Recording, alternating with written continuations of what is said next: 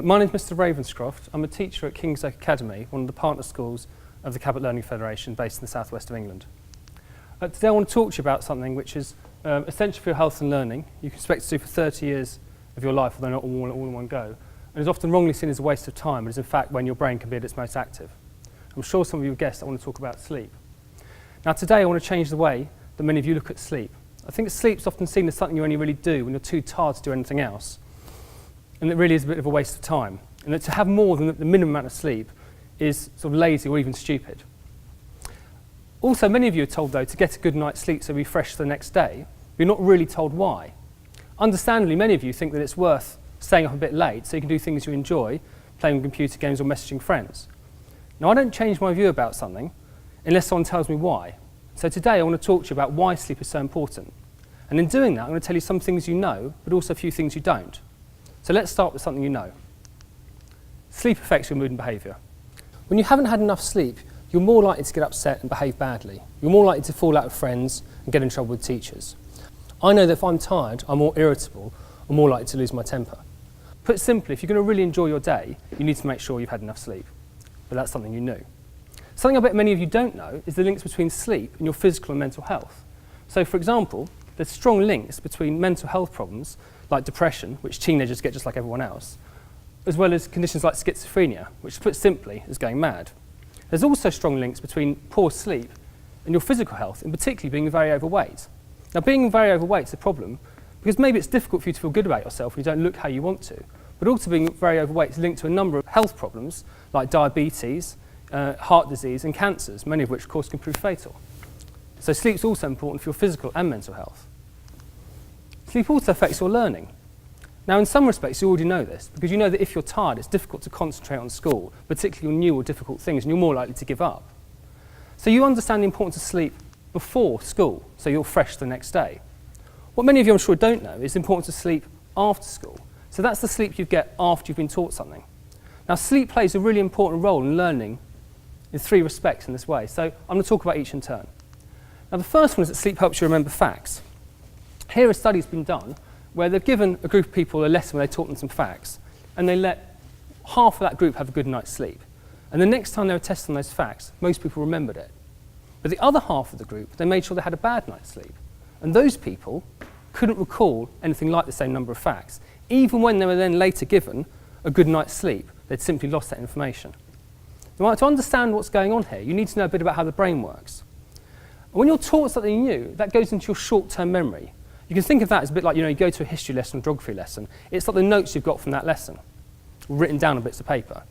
And when you sleep, that information goes from your short-term to your long-term memory. That's a bit like filing that information away. So like the stuff you learnt in your history lessons, put in the history folder, so you can find it for the next day, the next month, the next year. Now, that happens when you sleep. So if you don't get enough sleep, you may have learnt the same amount of stuff in the lesson, but without the sleep to put it into your long-term memory, that information's lost. Even if you later have that enough sleep, it's lost and you can't recover it. So sleep's important for remembering facts. Sleep also plays a really important role in understanding difficult things and solving complicated problems. And here an interesting study was done where they gave a group of people a puzzle that had a shortcut to it, and at the time none of them saw it.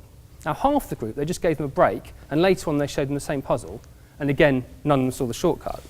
But the other half of the group, they gave them a sleep in between, a good night's sleep, and in the morning lots of those people could spot the shortcut. And what's happening here is when you're given a problem during the day, when you go to bed that night, your brain works over that thing to try and solve it and understand it. And here I've got a nice story about my wife that I think illustrates the point really clearly. When we first moved in together, we were working on fixing the house and the light in the kitchen wasn't working. And my wife was fixing it, because I'm dreadful at that sort of thing. And she got it to work. When she turned the light on in the kitchen, the lights on elsewhere in the house turned off. So she was going through the wires and looking at all the wires and looking up things in a book and drawing out pictures of it all. But eventually she just couldn't do it and she went to bed. But later on that night, she woke up in the middle of the night and she knew how to do it. She wrote it down. In the morning, she fixed it. And what that shows is that when you're asleep, your brain carries on working away on problems that you couldn't solve during the day. What's unusual in that case is that she woke up at night time knowing it. Normally, you see it the next day, thinking you've just solved it, but you haven't. You've been solving that problem while you've been asleep. Sleep also plays an important role with sports and physical activities. Because when you do a sport or physical activity, the night after you've done that, your brain works through what went well and what didn't go so well, so you can improve for next time round. So if you want to be really good at sports or physical activity, make sure you get a good night's sleep before a big game or before practice, but also make sure you get a good night's sleep after so you can learn from the mistakes you made or learn from what went well. Incidentally, it's one of the reasons why toddlers spend so much time sleeping is because they're learning to walk, which is a surprisingly difficult thing, and they need that time to sleep to work out how to walk properly and what went well that day in terms of walking. Okay, so now we know that sleep's important for your health and happiness, for your memory, for solving problems and understanding difficult things, and also for sports and physical activities. Now, I think this is great news, because what it's saying is that you can work hard on these things during the day, and then you can just take a break and go to sleep, and then your brain carries on working on those things. But think about the times when you've, let's say, learnt something in school and you've understood it when you've walked out that lesson, but the next time you see that problem, maybe in an exam, you just couldn't remember how to do it. It may well be that you just didn't have enough sleep. And I think really working hard to be healthy and happy, to do well at school and to be good at sports, but not getting enough sleep is a bit like spending ages cooking a really nice meal, slaving away in the kitchen, and just when it's ready to be served, you throw half of it away and you're just left off with half of what's left over. Now, I'm not saying that if you get enough sleep, you'll always be happy and healthy, you'll have an amazing memory, you'll solve any problem, you'll be like a grade A student, and you'll be a fantastic athlete. What I am saying is if you don't get enough sleep, you're not even giving yourself a chance. Okay, so the question I'm sure lots of you are asking are, am I getting enough sleep? And the answer for that, for most people, is very simple. The answer is no. 2/3 of teenagers don't get enough sleep. Most teenagers need about 9 hours sleep, some a bit more, some a bit less, but most of you are getting more like 7. Put simply, it's just not enough. Some people get as little as 5 hours sleep on a regular basis. Now, if you're doing that, you're really putting your physical and mental health, as well as any chance of success at school, in real jeopardy. Okay, so I'm sure the question you're thinking to yourself is, am I getting enough sleep? It's really quite straightforward. Do you feel tired? Do you look tired? Do you manage to wake up in the morning yourself, or are you always being woken up by your alarm clock? And are you using high caffeinated so-called energy drinks to get you through the day? Well, if your answer to any of these questions is yes, you're not getting enough sleep. Okay, I'm not going to lie to you now. Actually, as a teenager, getting enough sleep is not easy. Because for young children and adults, we naturally tend to, when it gets dark, feel tired and want to go to sleep. And that means that in the morning we've had enough sleep so we can get up in decent time to go to school or go to work. But that's not true for teenagers. The body clock of teenagers is different to young children and adults. And teenagers naturally want to go to bed late and get up late. Now, that's fine during the holidays when you can get up whenever you want, but it's really not fine at school time when you've got to be up at a decent hour. Now, while it's not easy, it certainly is possible, and I'm going to talk about how you can make sure that you get enough sleep and how you can get to sleep. Now, to really understand what you need to do to get to sleep, you need to understand the role of light in telling your brain to either wake up or go to sleep. Because humans evolved or were designed to be up during the day and be asleep at night. So when your brain sees bright sunlight, it's effectively given the message, wake up, it's daytime. Now, that was fine when the only bright light around was sunlight, and when you did see it, it was time to be up, but that's no longer true. And that's why it's really important to try and avoid bright light at least an hour before going to bed.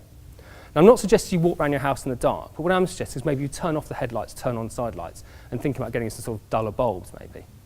But also, light's not just given off in your house by light bulbs. Light's also given off by lots of electrical equipment you have. For example, TV. Now, it's long been known that there's a strong link between watching TV before bed and poor sleep. And now, knowing the role of light, it makes perfect sense. Because what you're doing by watching TV before going to bed is giving your brain a blast of sunlight, or what it thinks is sunlight, waking it up, and then expecting you suddenly to go to sleep. So you should avoid TV an hour before bed. The same is also true of computer games. In fact, computer games are slightly worse because they tend to make you wired and excitable and difficult to calm yourself down to sleep. So they're like TV, but even worse. Light's also given off by phones and tablets. In fact, this gives off a type of blue light that scientists think is particularly bad because it's a bit like a bright blue sunny day, and it makes it very difficult if you get to sleep after. Now, ideally, as well as turning the light bulbs down in your house, you'd also stay away from all this electrical equipment at least an hour before bed. But I know in reality some of you won't do that, particularly with your phones. So if you are going to use your phone before bed, what I suggest you do is you turn the brightness right down, and you install an app that turns it down further. The one I use is called Easy Eye. All you do is when you activate it, all it does is dulls the screen. All that means is that you can look at your phone before bed without getting a big blast of sunlight. It's free to download and use, and I'm sure there's many more. Another thing you should need to do is try and avoid so-called energy drinks. There's so many reasons why you shouldn't drink these things, and one of them is sleep. If you feel you really do need to drink these things, I know some of you do, make sure your last one is not after 3 o'clock. And that'll mean that hopefully your body will have time to process the caffeine so you can get a decent night's sleep that night. Finally, getting a bedtime routine is also really important. People think a bedtime routine is only for young children, where you have a bath and you'll get read a book before bed, but the same is also true for adults and teenagers. So you probably start your bedtime routine by brushing your teeth. And here what people tend to do is turn on a light and then stand in front of a mirror to give themselves a double blast of light, which then of course makes it more difficult to get to sleep. So if you can turn the light down in your bathroom, or maybe just consider turning the light off and using the light from the hall to brush your teeth. In your bedroom, maybe turn off the main light and have a side light. Again, consider getting a low wattage bulb. It's also worth turning maybe the heat down in your bedroom or opening a window, because it's very difficult to get to sleep in a hot or stuffy room. Just before going to bed, it's a great thing to do is to read before bed, because it calms you down and takes your mind off things that have been going on during the day. Just in completely the opposite way that playing computer games makes you hyper. It's also really important that you avoid using your phone in bed. Not only can the bright light keep you awake, but playing games makes you wired, and messaging friends is a temptation to stay up late into the night, communicate to them when you really should be asleep. Finally, when you do get to sleep, it's really important to try and stick roughly to the same time of going to bed during the weekends and short holidays. Because if you think you're going to bed, let's say, on a Saturday night at 3 in the morning, it's really very difficult then to get back into a decent pattern during the week. It doesn't matter, of course, during long holidays, but make sure during short holidays and the weekend that you don't stray too far from what you normally do. Okay, so we know sleep's important for your health and happiness. We know it's important for your memory. We know it's important for solving problems and understanding difficult things. And we know it's important for being good at sports and physical activities. We know that most of you need more of it. You get about 7 hours when you need more like 9. And we also know how to get it. You need to stay away from bright lights now before bed, and you need to develop a good bedtime routine. Thank you for listening, and I hope you sleep well.